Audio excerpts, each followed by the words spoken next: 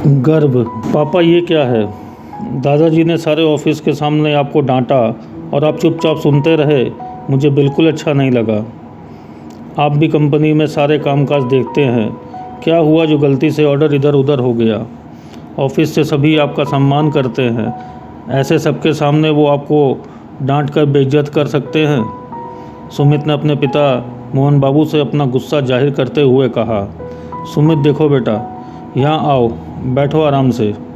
सबसे पहले तो ये गुस्सा त्याग दो, क्योंकि ये गुस्सा हमें केवल नकारात्मक की ओर ही बढ़ाता है, सही और गलत की दिशा से भटकाता है। अब ध्यान से सुनो। सारी दुनिया के भले ही मैं बड़ा आदमी हो सकता हूँ, पर अपने मम्मी पापा के लिए मैं सिर्फ उनका बेटा हूँ और उन्हें सारी उम्र मुझे कुछ भी कहने का हक है। तुम अभी छोटे हो, तुम्हें अभी समझ नहीं आएगा। परिपक्व होने पर खुद समझ जाओगे। माता पिता की ये डांट से ये समझाने का तरीका है। बेटा, ये उनका एक मार्गदर्शन करने का वो तरीका है जो हमें सही और गलत का अंतर बताता है।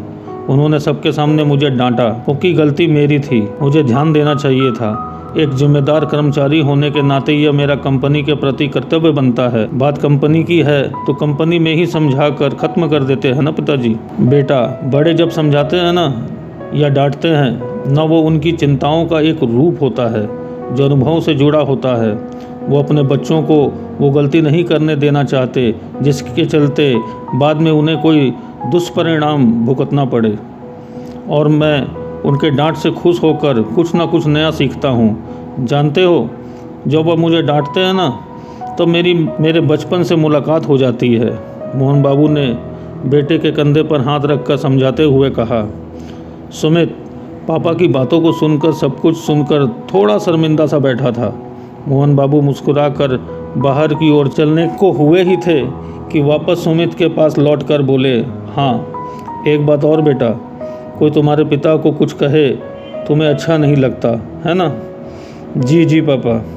तो बेटा जी, कोई मेरे पिताजी को कुछ कहे मुझे कभी अच्छा नहीं लगता, कहकर सुमित के सिर पर बालों में उंगलियों को फिराते उन्हें सहलाते हुए प्यार भरी मुस्कुराहट देकर एक उचित मार्गदर्शन करते हुए कमरे से बाहर निकल गए। वहीं दूसरी ओर दूसरे कमरे में बैठे बुजुर्ग मोहन बाबू के पिताजी की आंखों में खुशी से नम थी। उन्हें भी अपनी परवरिश और अपने बेटे को दिए संस्कारों भरे मार्गदर्शन पर गर्व महसूस हो रहा था।